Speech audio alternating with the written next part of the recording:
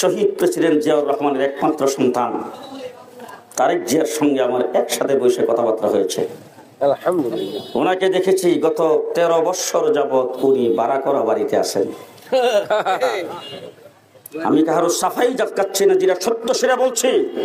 তারেক জিয়া এবং খালেদা জিয়ার বিরুদ্ধে আজ পর্যন্ত 1 টাকা লুটপাটের কোনো প্রমাণ দেখাইতে পারে না। ঠিক না ঠিক? খালেদা জিয়াকে 10 বছর জেল দেওয়া হয়েছিল সম্পূর্ণ মিথ্যা বানোয়াট।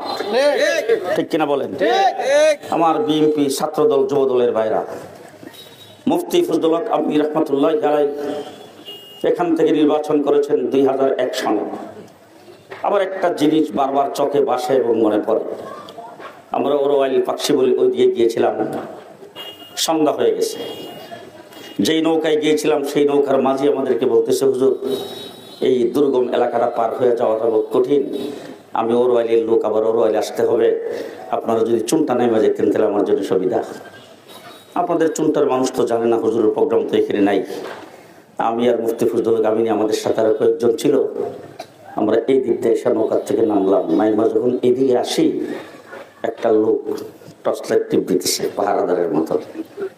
কেনারে টর্চ লাইট টিপ দিয়ে যখন দেখছে আমাদের, ও ভাই গো আমিনী হুজুর আইসে রে,